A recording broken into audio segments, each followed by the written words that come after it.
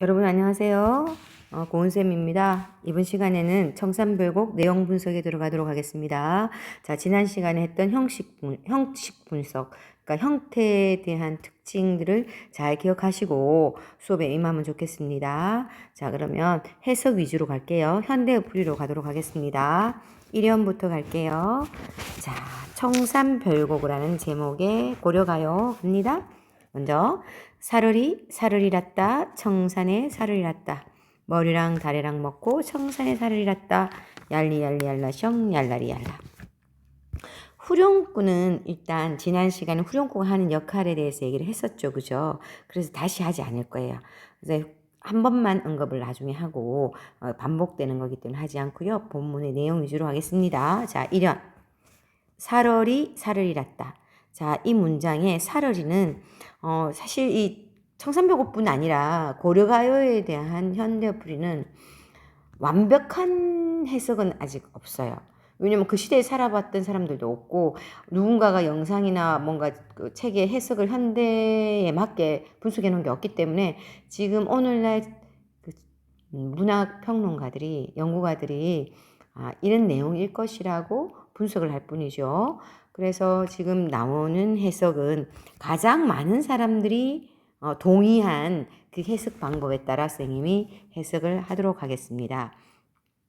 지난 시간에 잠시 언급한 중에 이 고려가요는 그 고려 때는 민요처럼 민중들이 부르는 노래였지만 조선시대 넘어오면서 한글 창제 이후에 유학자들이 한글로 기록을 남기게 됩니다. 이 기록을 남기는 과정 중에 남녀 상렬지사라 하여 남녀 간의 애정을 다룬 그런 부분들은 이 유교적 이념에 맞지 않다라고 해서 많은 부분을 삭제시킵니다. 이 삭제하는 과정 중에는 긴 작품들 중에 그런 내용이 좀 많으면 길이가 많이 짧아져 버렸겠죠.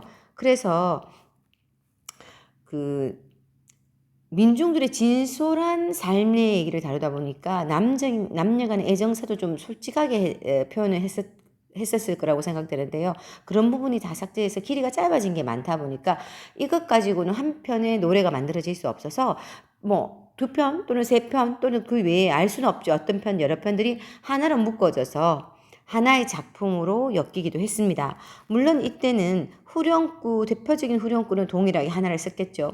사실 청산별곡도 자세히 들여다보면 각 연의 내용이 그 다음 1연의 내용이 2연에 자연스럽게 연결되거나 2연이 3년 자연스럽게 연결되지 않고 있어요.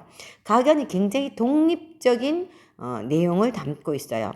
그렇지만 이 시간은 최대한 하나의 작품으로 인정을 하고 일단 해석을 해보도록 하겠습니다. 하지만 여러분 머릿속에는 기본적으로 조금 자연스럽지 않은 이유는 같은 제목을 가진 청산별곡이지만 8개의 연으로 이루어진 이 작품들이 독립적인 구조인 경우가 많고 2-3개의 작품이 뭐 표현이 좀 이상하지만 짬뽕이 된 그런 형태라고 이해하시면 됩니다. 자, 그래서 조금 1연 했는데 갑자기 2연하고 내용이 좀 자연스럽지 않을 수 있어요.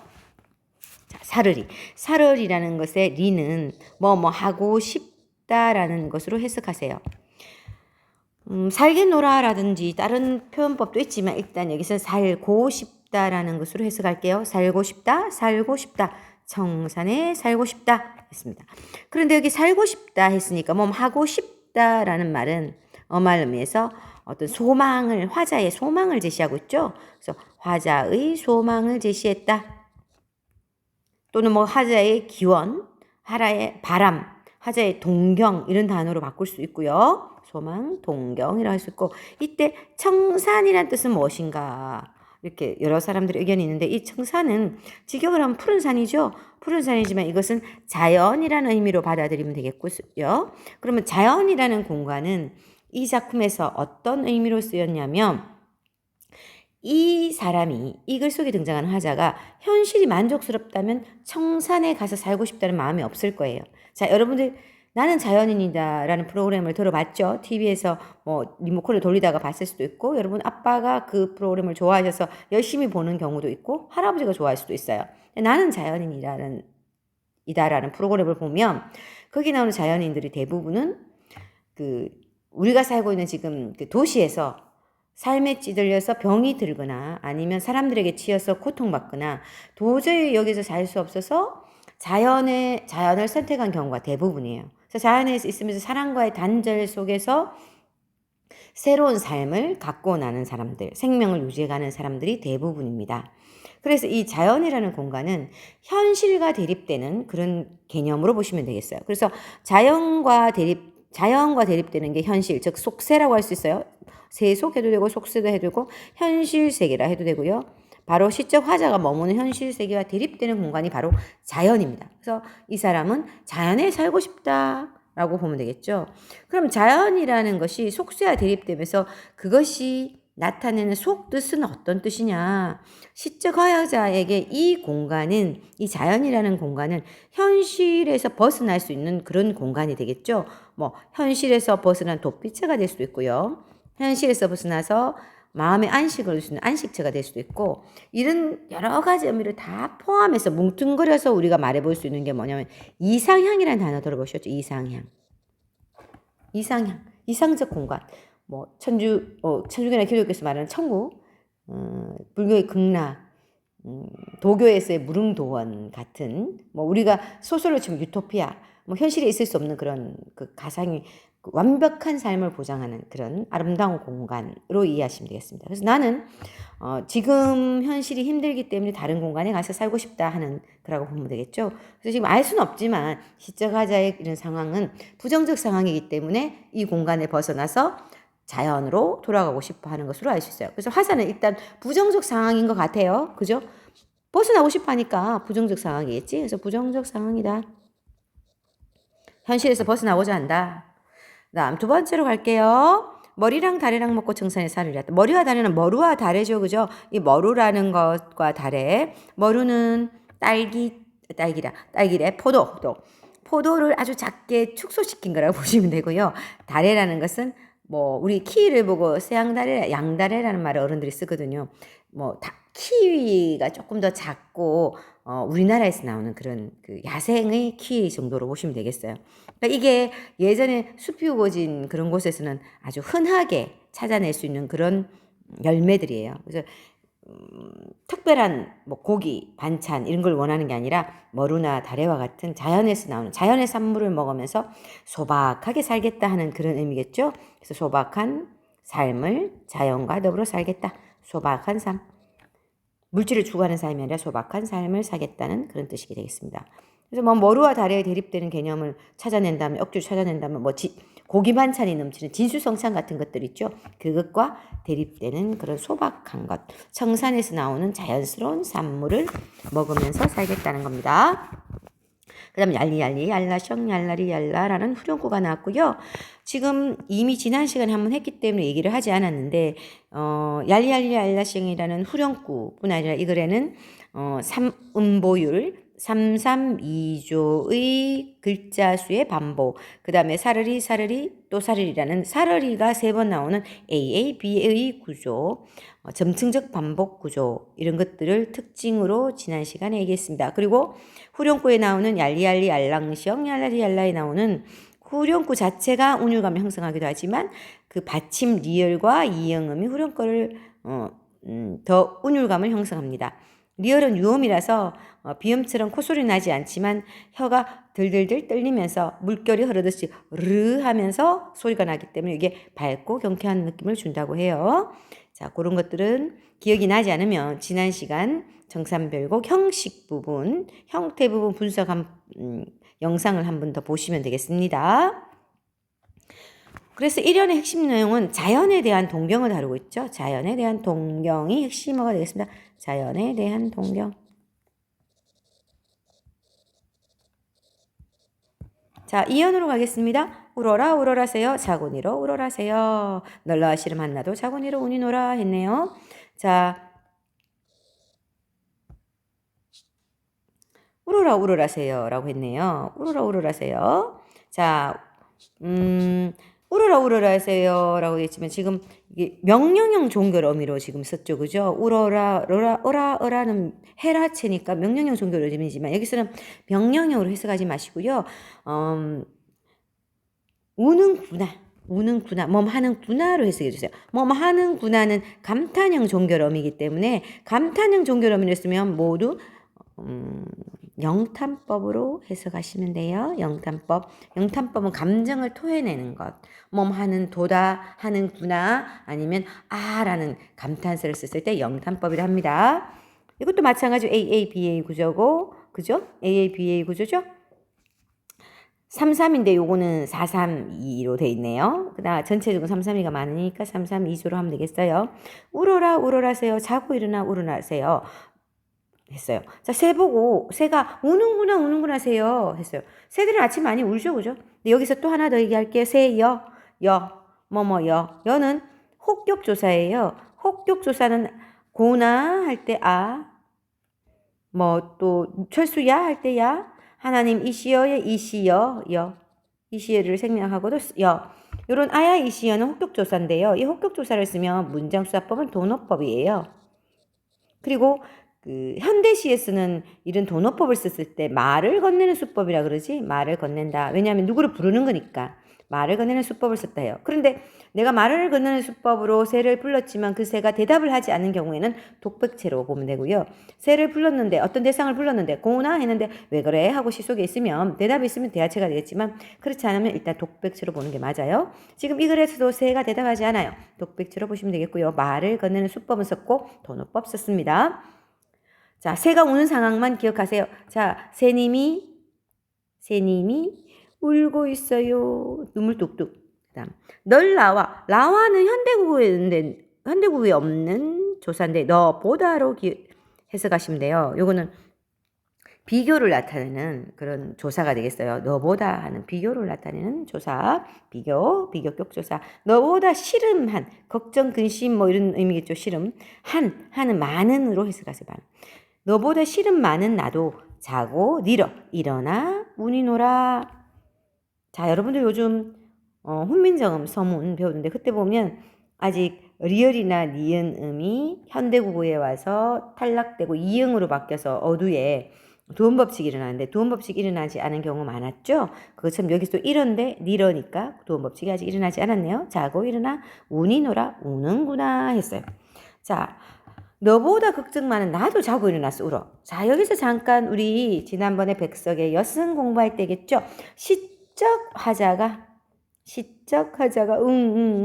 울어요. 그런데 시적 화자의 바깥에 있는 누군가가 울고 있어요. 그걸 뭐라고 그랬죠? 감정이입의 대상이라 했어요. 감정이입의 대상에 대해서 더 자세히 알고 싶은 친구들은 백석의 여승 해석 부분 찾아보시면 자세히 나와요. 우리나라에 주로 나오는 감정이입의 대상은 새가 제일 많았죠. 그 다음에 귀뚜라미, 촛불, 원숭이 이런 것들이 나와요. 자, 그 다음 너보다 걱정 많은 나도 자고 온다 해서 자, 그럼 이 시적 화자의 정서가 1연에서 아까 부정적 상황인 건 알겠다라고 했는데요. 2연을 보면 이 사람이 얼마나 부정적 상황인지 알 수 있는 게 아침에 일어나자마자 울어요. 아침에 일어나자마자 우는 사람은 잘 없어요. 근데 사람들 중에 전날 밤에 밤새도록 고통스럽고 정서적으로 불안해서 울다가 가만히 일어나서 아침에 누가 때리지도 않았는데 울어. 그건 이 사람은 거의 지금으로 치면 우울증 증세야. 병원을 가서 심각하게 치료를 좀 받아야 되는 그런 사람이야. 우울증 환자야. 그만큼 이 사람이 지금 힘든 상황이야. 그래서 이연의 핵심 내용은 삶의 슬픔, 즉 한자로 삶의 비애를 다루고 있어요. 삶의 비애. 그러니까 이 글이 이제 고려가요는 주로 민중의 노래니까 이 노래를 부른 사람은 민중인데 굉장히 삶이 힘들구나라고 짐작할 수 있겠죠. 자, 그럼 요것도 살짝 지워볼게요. 요건 지우고. 자, 그러면 그 다음 3년 갈게요. 가든 새 본다, 물 아래 가든 새 본다. 익묻은 장글랑 가지고 물 아래 가든 새 본다. 자, 가든 새 본다를 여러분들 선생님이 나눠준 프린트는 가든 새 보았느냐, 니은다가 의문형으로 많이 쓰니까 했는데 그렇게 하면 작품의 내용이 좀 어색해져요. 그래서 날아가는 새를 본다, 물 아래 날아가는 새를 본다 라고 해석하면 될 것 같고요. 자, 이 부분이 사실 논란이 많은 부분이에요. 가든 새를 날아가든 새라고도 해석하지만 또 날아가는 새라고도 해석하지만 갈든 새, 사례라고 해서 갈든 밭고랑, 이랑 같은 거 알죠? 그거라고 해석하는 사람도 있어요. 하지만 지금 여기에서는 여러 가지 설명을 안 할 거예요. 일단 대표적으로 쓰이는 날아가던 새라고 해석할게요. 날아가던 새를 본다. 날아가던 새를 본다. 물 아래 가던 새를 본다. 익 묻은 장글란 가지고 익 묻은 장글란에 대한 해석도 아주 분분합니다. 익기 묻은 뭐 쟁기라고 하는 것으로 쓰이면 일단 해석을 하지만 익기 묻은 쟁기 외에 뭐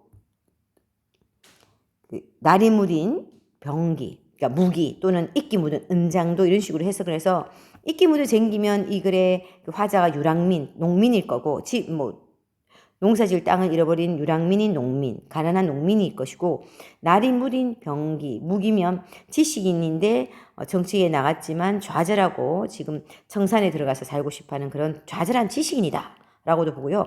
익기 묻은 은장도로 해석을 해버리면 이것을 시련한 여인이다 해서 해석이 분분해요. 그 이유는 이 작품의 뒤쪽에 보면 예를 들면 지금 여기에 바로 뒤에 나오는 사형 같은 경우는 이건 뭐 유랑민의 감정이라기보다 님을 여인 여인의 정서가 들어있어요. 그래서 해석이 분분한데 그 이유는 앞쪽에 얘기했었죠. 고려가요의 많은 그 작품의 일부들이 남녀 상렬지자라 해서 조선시대에 기록되는 과정 중에서 소실되거나 짬뽕되거나 추가되는 경우가 있었어요. 그래서 이 두세 작품이 청산벽이 합해졌을 가능성이 높다는 얘기를 했잖아요.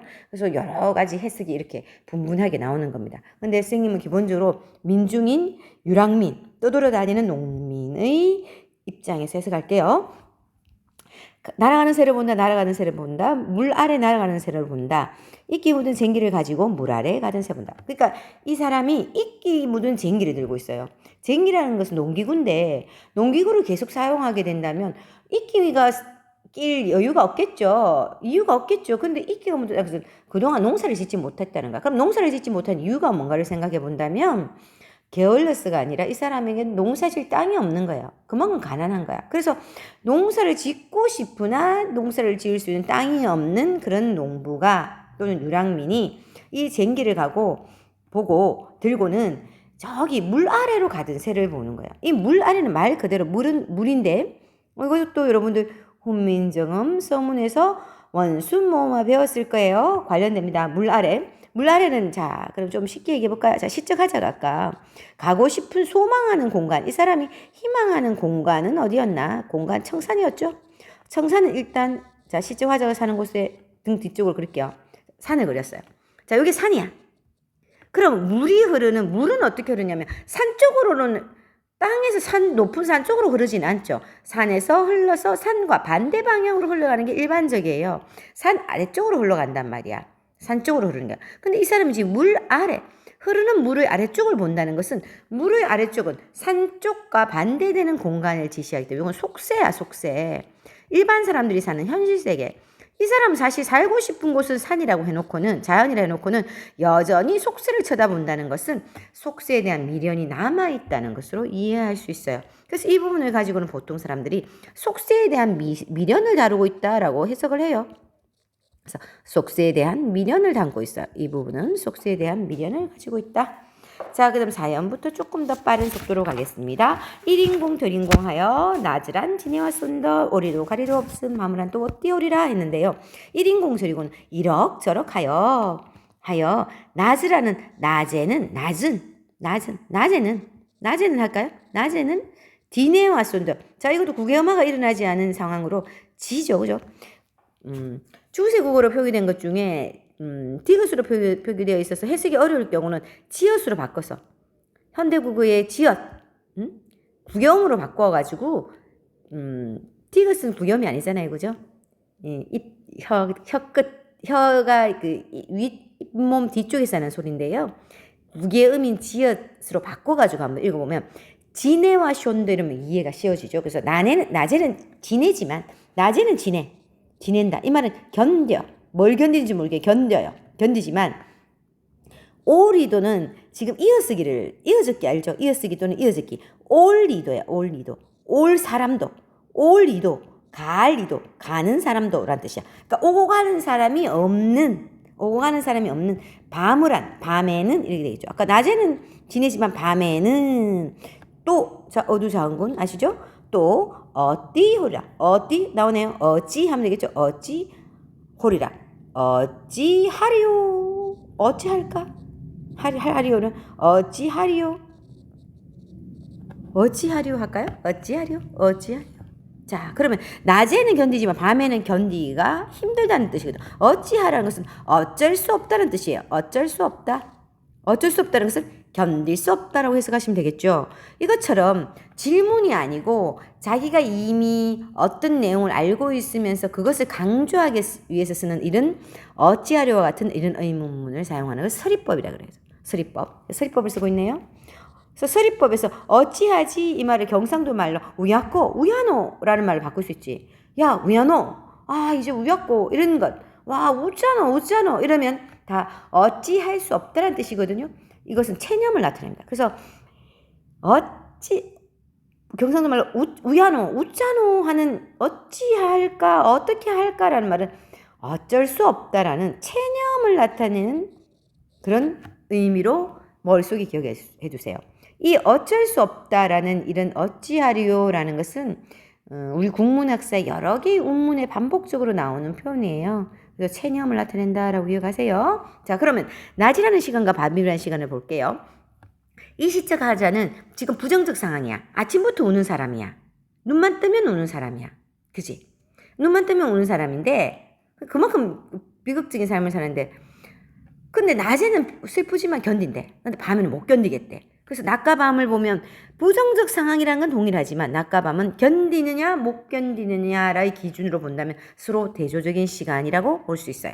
대조적인 시간의 의미로 볼 수 있겠습니다. 그리고 시간적 배경이 나와있죠. 근데 유의할 것은 대조되는 그 시간이지만 행복하고 행복하지 않다 이렇게 해석하면 안 돼요. 낮은 행복하고 밤은 불행하다 이게 아니고 둘 다 불행한 상황인데 견딜 수 있느냐 없느냐로 대비되는 그런 것이고요. 또 여기 보면 밤에는 또라는 말로 이 사람이 단 한 번만 고독하고 힘든 게 아니라 오는 사람 가는 사람이 없는 이런 외로움, 고독감이 지속되어 왔음을 여러 번 지속되어 왔음을 알 수 있어요. 이것은 다르게 말하면 이 사연의 핵심어는 고독이죠. 이것을 뭐 숙명적 고독 이런 식으로 분석을 하기도 하는데요. 사연의 핵심어는 외로움, 다른 말 한자로 고독이라고 보겠어요. 고독을 다루고 있습니다. 자, 그 다음에 오연으로 가겠습니다. 오연 갈까요? 오연. 자, 오연 갑니다. 요거 조금 지울까요? 지우고 오연 가겠습니다. 자, 오연. 지금 오연과 유견 부분에서 잠시 여러분들 이 글을 잘 보면 1, 2, 3, 4연 하고 5, 6, 7, 8년이요. 5년과 6년의 순서를 바꾸면 자연스럽게 대칭의 구조를 취하고 있어요. 그래서 5년과 6년을 바꿔서 이렇게 해석해 보는 것도 괜찮을 것 같아요. 자, 그러면 선생님도 5연, 6연 한번 바꿔볼게요. 6연부터 하겠습니다. 6연은 어떻게 돼 있나 보죠. 사르리 살이랬다 발아래 살이랬다. 앞쪽에 나왔던 1연과 동일한 구조죠. 그래서 살고 싶다. 발아는 바다예요. 바다에 살고 싶다. 나마자기 구조개랑 먹고 발아래 살고 싶다. 나마자기는 나문재라는 바닷가에서 나는 그 염초 같은 거 바닷가에 나는 나물. 그 다음 구조개는 구루조개라는데 그냥 여러분이 해석할 때 잘 모르겠으면 나문재와 구조개를 먹고 이렇게 하면 되겠어요. 그러니까 나마자기와 구조개를 먹겠다는 거죠. 랑은 너랑 나랑 할 때 그런 의미예요. 바다에 살고 싶다 해서 살고 싶다 바다에 살고 싶다 해서 그래서 여기서 나오는 바다는 앞쪽이나 1연에 나오는 청산과 동일한 의미로 자연을 나타낸다고 생각하면 되겠고요. 이 사람은 여전히 자연에 살고 싶은 그런 소망을 드러내고 있어요. 그래서 5연은 그 바다에 살고 싶은 마음, 바다에 대한 동경을 다루고 있고요. 거꾸로 가서 5연을 다시 합니다. 5연, 6연 순서를 바꾸면 된다 했죠? 자, 5연. 어디다 더디든 돌고 누리라 마치든 돌고 미리도 게리도 없이 맞아서 운이노라. 어디다 던지든 돌인가. 코는 코인가. 의문형이에요. 인가. 요거 서리법 아니에요. 의문형이에요. 누구라 마치든 돌인가. 누구에게 마치든 누구에게 마치든 누구를 마치려고 하든 돌인가 이 말이겠죠. 누구를 마치려던 돌인가 의문형 반복되고 있어요.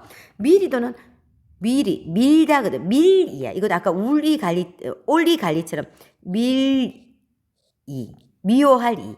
그다음 괴다 사랑하다거든. 사랑하는 사람도 없이 맞아서 운이노라.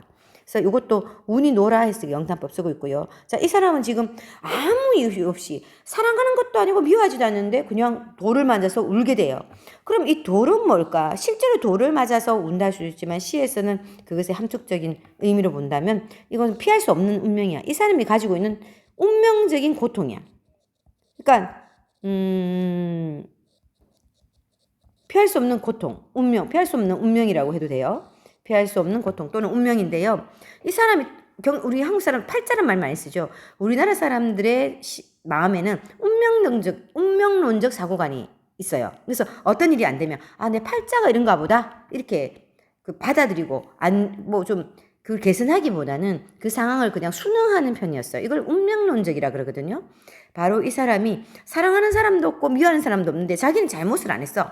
나쁜 짓도 안 했는데 자기에게 이런 가만히 있는데 돌이 와서 머리가 깨서 피가 나거나 고통을 받았다는 거야. 결국 이게 피할 수 없는 운명적 그런 슬픔이거든요. 고통이거든요. 그래서 이 부분을 가지고는 운명적 고통을 주로 다루었다라고 보고 있습니다. 이 사람 참 안 됐죠? 돌은 이 사람에게 주는 여러 가지 고통을 나타냅니다. 자, 그러면 그 다음으로 갈게요. 그 다음으로 가겠습니다. 자, 이번에는 조금 지워볼까요? 좀 지우고요. 이제 7연과 8연이 남는데 이 7연과 8연은 사실 해석하기가 조금 어려워요. 자, 가다니 들어라, 예정지 가다가 들어라 이랬거든요. 가다가 들어라, 듣노라, 아니면 들었노라 해도 되겠죠. 들었노라. 정지는 선생님 어릴 때는 부엌이라는 단어보다는 정지란 말을 많이 썼어요. 경상도에서. 정지는 부엌을 나타내거든요. 근데 애정지라는 것은 외따로 떨어진, 왜였을까? 외따로 떨어진 정지. 부엌이 따로 떨어진 부엌. 보통 건물에 붙어 있는데 따로 떨어진 부엌이 있는 그런 곳을 지나가다가 듣게 되었대요. 어떤 소리를 듣게 되느냐? 사삼이는 사슴이라고 하면 돼요. 사삼이 나중에 사슴으로 바뀌었어요. 사슴 또는 어떤 사람은 이거를 표기를 잘못했다. 한글로 기록하던 조선시대 학자들이 사람인데 사삼이로 쓴 거 아닌가 이렇게 분석하는 사람도 있어요. 어쨌든 사슴이 짐대는 장대야. 높은 장대. 장대가 이렇게 있어. 장대에 사슴이 올라갔어요. 사슴이 올라가서 해검이라는 악기를 켜는 것을 듣는구나 했어요.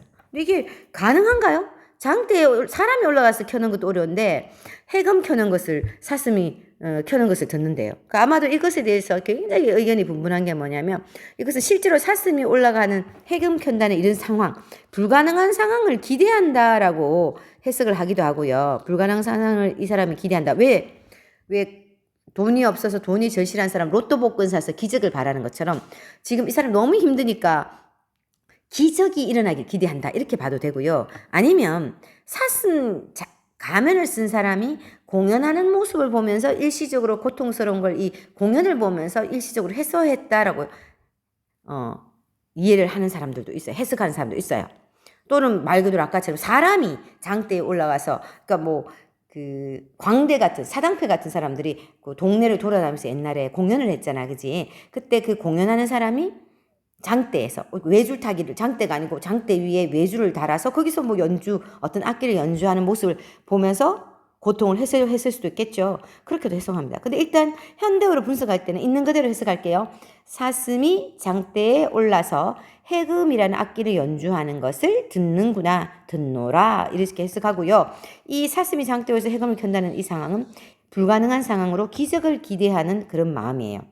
얼마나 절박하면 기적을 기대하겠어요. 그래서 이 부분의 7절의 핵심 내용은 절박한 삶, 그러니까 기적을 바랄 정도로 절박한 어떤 삶을 다루고 있다 이렇게 해석을 하고 있습니다. 그래서 이 부분은 그냥 기적을 바라는 절박한 삶. 자, 이 사람은 기적을 바랬다고 봤어요. 그럼 8연에 가면 이 사람에게 로또 복권 같은 대단한 기적은 또 아니면 누군가가 너에게 땅 10,000평을 줄 테니까 이제 농사지어 하는 이런 기적은 일어나지 않지만 소소한 그런 기적이 일어나요. 기적은 아니고 소소한 즐거움이 하나 생겨요. 어떤 즐거움인가 볼까요? 자, 아까 가다가 이런 기적을 바랬는데요. 그 다음 가다니 배 부른 독에 설진 강수를 빗줘라. 비조라 조롱꽃 누룩이며 잡사니 내 어띠 하리꼬 돼 있거든요. 가다니는 가다가 배부른 독에, 이때 배부른 독에는 여러분들 잘 사는 이어쓰기를 했네요. 배부른 독은 장독이 이렇게 볼록 튀어나왔잖아요. 그지? 장독대야, 장독대. 장독대 여기 이렇게 볼록한 거, 동그란 걸 배가 부르다라고 표현했어요. 이 장독대에 아까 이 사람 어디 지나갔지? 앞쪽에 칠연 보면 정지를 지나갔죠. 부엌을 지나갔는데 부엌에서는 여성들이 뭔가 음식을 만들잖아.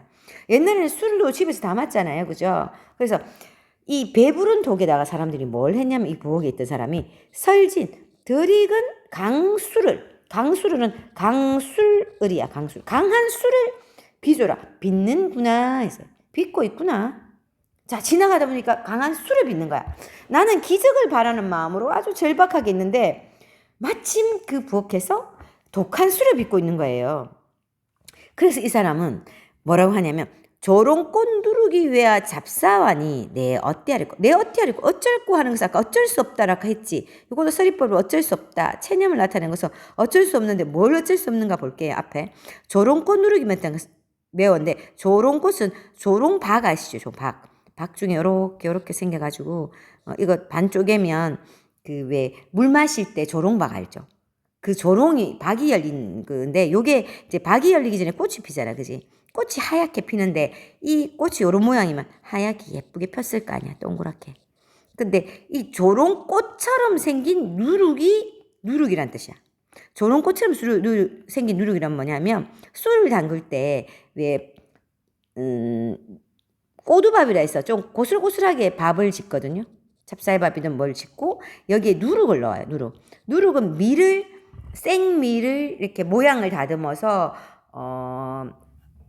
발효를 시켜요. 발효를 시킨 다음에 이 밥과 이걸 발효시킨 누룩이라거든. 이 누룩을 물을 섞어서 단지에 놔두면 이게 발효되면서 술이 돼요. 우리 아는 막걸리 같은 거 있잖아요. 그 술이 됩니다. 동동주 같은 거. 그때 이 누룩이 발효된 생밀을 이 발효시킨 누룩이 맵다는 것은 이 안에 지금 이 술을 담아 이미 덜 익은 강수니까 이미 술이 만들어져 있어. 어느 정도 완전히 익지 않았어. 익지를 않았는 며칠 도야 익잖아. 익지 않은 이 누룩이 발효되면서 이제 요거를 이제 요 안에 단지 입구를 이렇게 이렇게 볼게요. 자, 내가 위에서 내려다봅니다. 내려다보니까 여기 누룩이 발효되면서 여러분들 이거 색깔은 우유 같은 색깔이야. 근데 요플레나 요구르트도 발효되잖아요. 그것처럼 얘가 이렇게 공기를 팡팡 터트리는 모양이야. 팍팍 터트리면서 발효되는 거야. 위에서 보니까. 색깔은 흰색이야, 우유처럼. 근데 폭폭 터트리는 모양이 마치 이 조롱박꽃이 이렇게 폭폭 피었다가 사라지는 모습 같은 거야. 그래서 조롱박꽃 누룩이 맵다는 것은 술이 발효되면서 누룩이 폭폭폭 터지면서 꽃 모양처럼 느껴지는 것이죠. 이 화자에겐. 그런데 여기서 터질 때마다 여기로 뭐가 나오겠어요? 술 냄새, 알코올 향이 톡톡 튀어나오는 거야. 근데 이 알코올 향이 코를 자극하는 걸 맵다라고 표현한 거예요. 고려 때 이때 고춧가루가 없어서 고춧가루 때문에 매운 게 아니라 이 술 향기, 알코올 향이 코를 탁 자극하는 걸 맵다라고 표현했어요. 그래서 알코올 향이 잡으니. 자, 술이 결국은 잡았다는 거야. 누구를? 술이 나를 잡으니 내 어띠하리꼬. 내가 어쩔 수 없다. 술이 나를 잡으니 내가 어쩔 수 없다는 말은 뭐야? 내가 술을 마셨다는 뜻이야.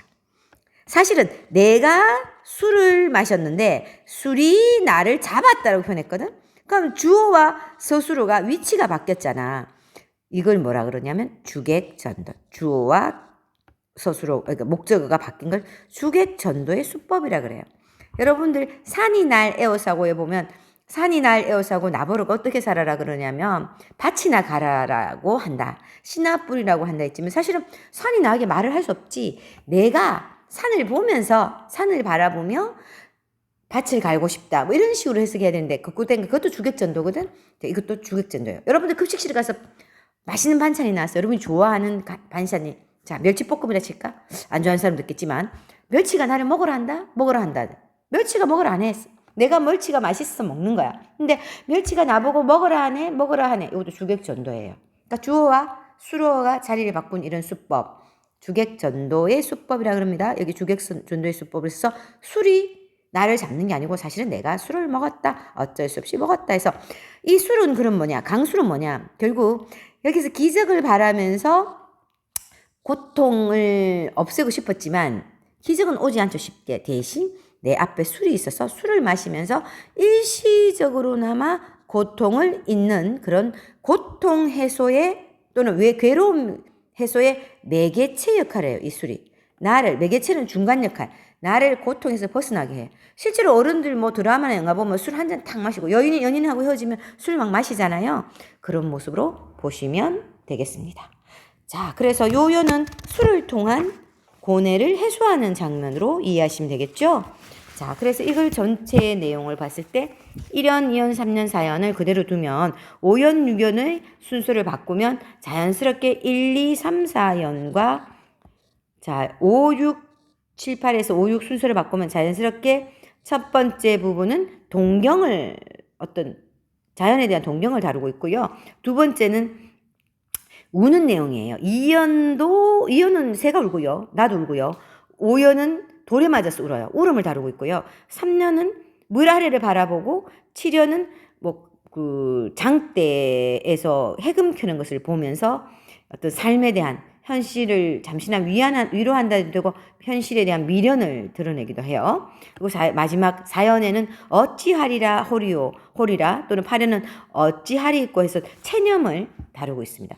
정확하게 이 두 개는 이렇게 순서만 바꾼다면 5연율 순서를 바꾼다면 대칭 구조다. 대칭하죠. 데칼코마니의 구조를 취하고 있습니다.